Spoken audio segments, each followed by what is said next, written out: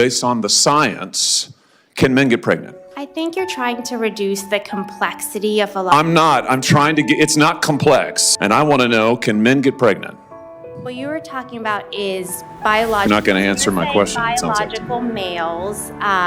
This isn't hard, doctor. Can men get pregnant? I would be more than happy to have a conversation with you that is not coming from a place of trying to be polarized and push. I'm not trying to be polarizing. I'm trying to ask. I think it is extraordinary. Dr. Verma, I wasn't sure I understood your answer to Senator Moody a moment ago. Do you think that men can get pregnant? I hesitated there because I wasn't sure where the conversation was going or what the goal was. I mean, I do take care of patients with different identities. I take care of many women. I take care of people with different identities. And so that's where I paused. I think, yeah, I wasn't sure where you were going with that. Well, the goal is just the truth. So can men get pregnant?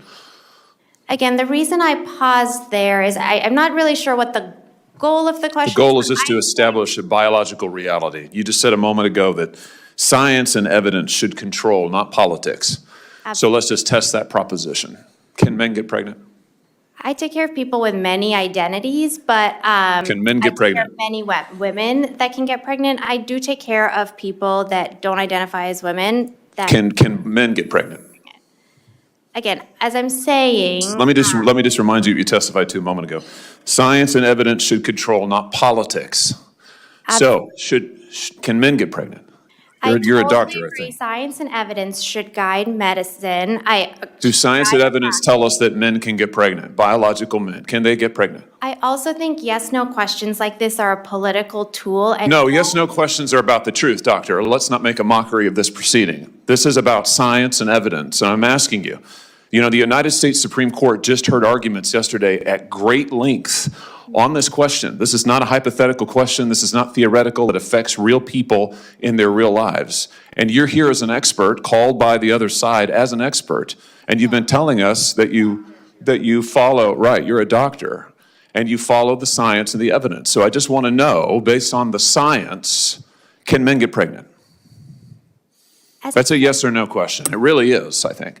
I think you're trying to reduce the complexity of a lot. I'm not. I'm trying to get, it's not complex. I'm trying to get to an answer, and I'm trying to test, frankly, your veracity as a medical professional and as a scientist. Can men get pregnant? I think you're also conflating This is extraordinary. Male with No, I'm not conflating male and female. They're two different things. There's biological men and there's biological women. And I want to know, can men get pregnant?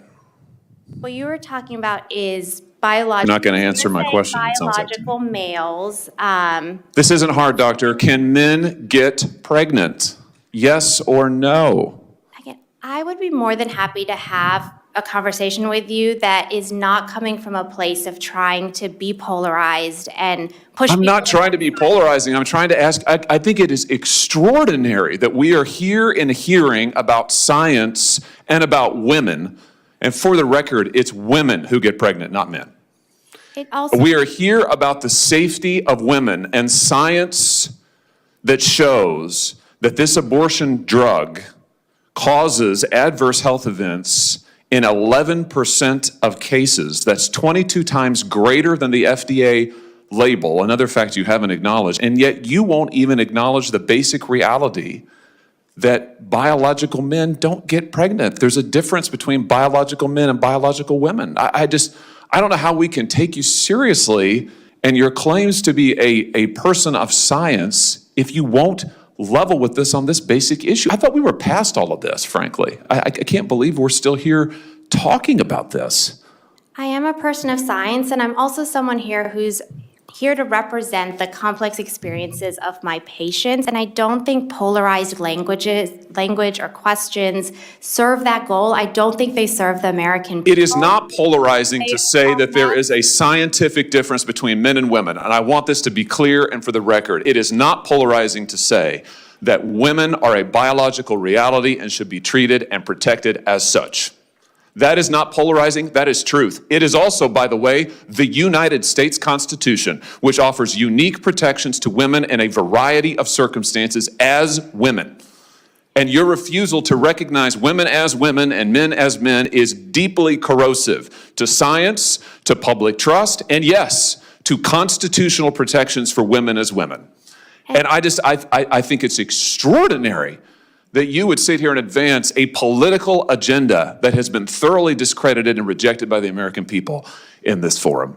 And I'm glad we had this exchange because it is exceptionally clarifying. It is also in many ways quite depressing. I see that my time has nearly expired. I just want to thank the other witnesses for being here. Thank you for protecting women and children. Thank you for your valiant efforts. Thank you for following the science.